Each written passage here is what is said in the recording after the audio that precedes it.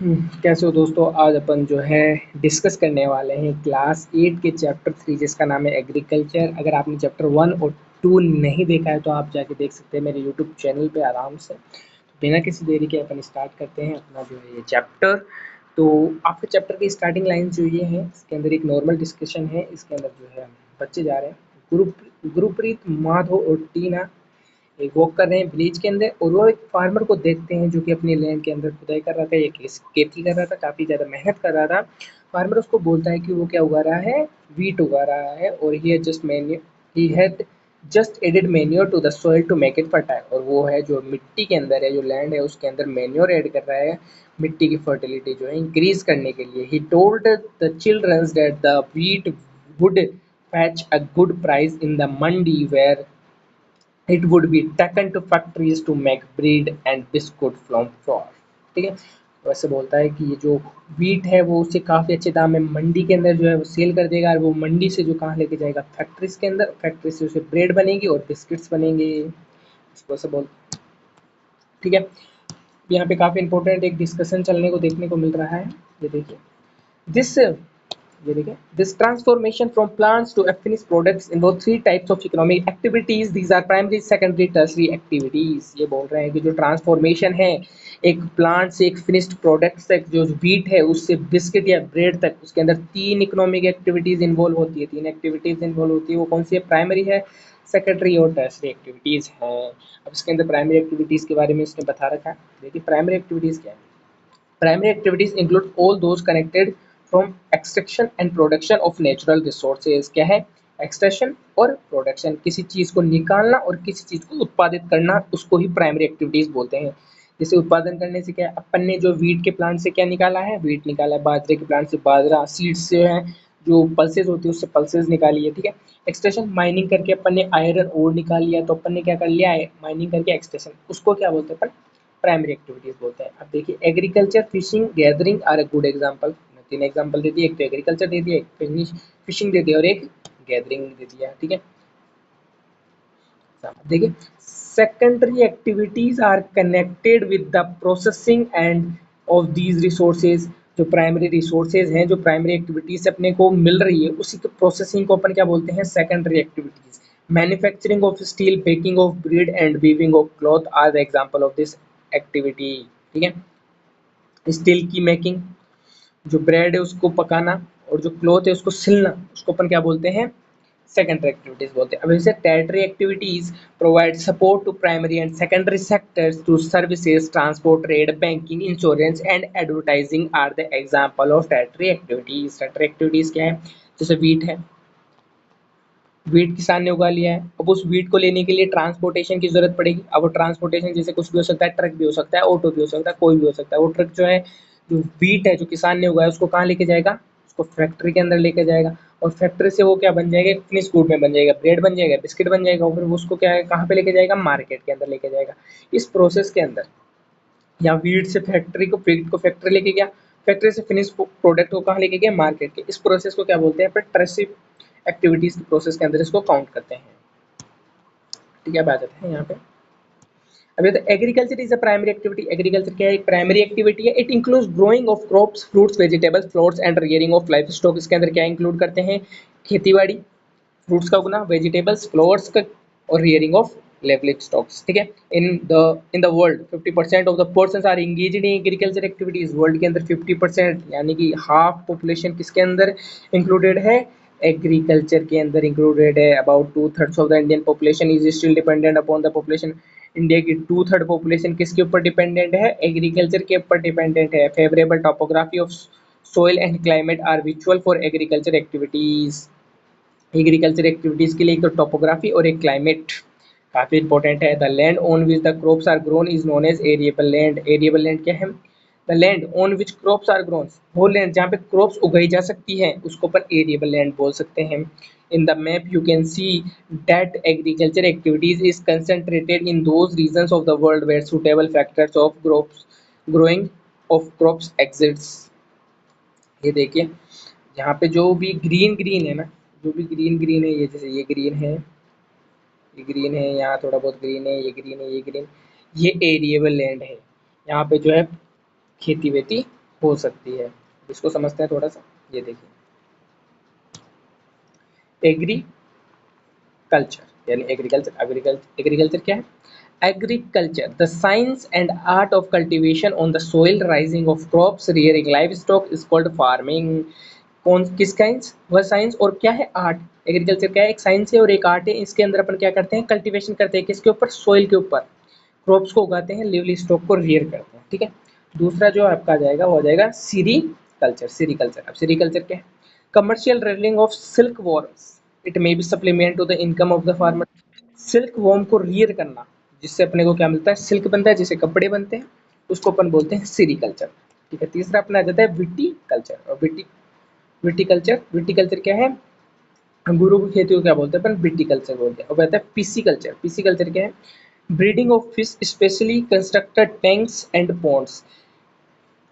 मछली पालन को अपन क्या बोलते हैं? फिशिकल्चर। मछलियों के पालन करने को अपन फिशिकल्चर बोलते हैं। अपना चौथा है हॉर्टिकल्चर। हॉर्टिकल्चर क्या है? Growing vegetable, fruits, fruits for commercial use.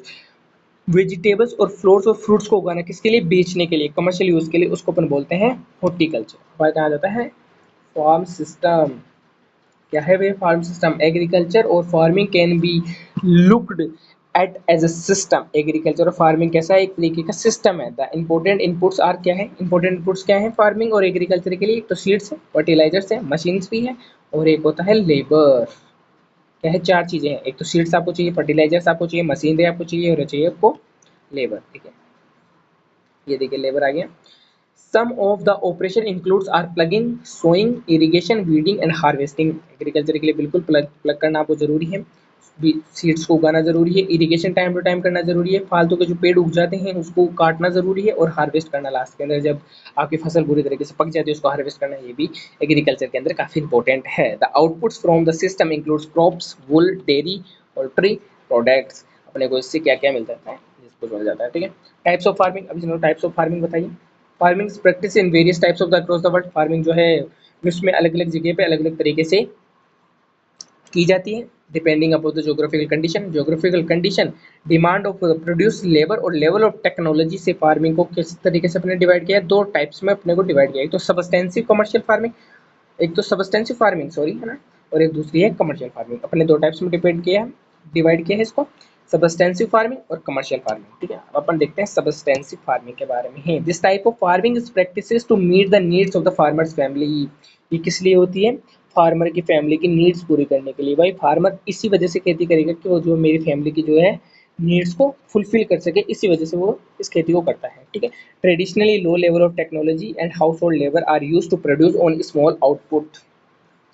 Technology का लेवल क्या है? बिल्कुल लो है, और जो घर के ही व्यक्ति या स्त्रियां हैं वही एक तरीके से लेबर के तौर पे यूज होती है, क्योंकि जो लैंड है वो क्या है? स्मॉल है। Subsistence farming can be further classified into intensive subsistence और प्रिमिटिव फार्मिंग। सबस्टेंसिव फार्मिंग, अब देखते हैं इंटेंसिव सबस्टेंसिव एग्रीकल्चर क्या है। इन intensive substensive agriculture, the farmer cultivates a small plot of land using simple tools and more labors। इसके अंदर क्या करता है फार्मर? क्या है? एक स्मॉल प्लॉट होता है, फार्मर के पास क्या होता है? एक स्मॉल प्लॉट होता है, और स्मॉल प्लॉट के अंदर वो क्या करता है? सिंपल टूल्स का यूज करता है और ज्यादा लेबर का यूज करता है, और उससे क्या करता है? फार्मिंग करता है या खेती करता है। Climate with large number of days with sunshine and fertile soil permit growing of more than one crop. इसके अंदर वो क्या करता है? मोर देन वन क्रॉप का इस्तेमाल करता है। ठीक है। Rice is the main crop.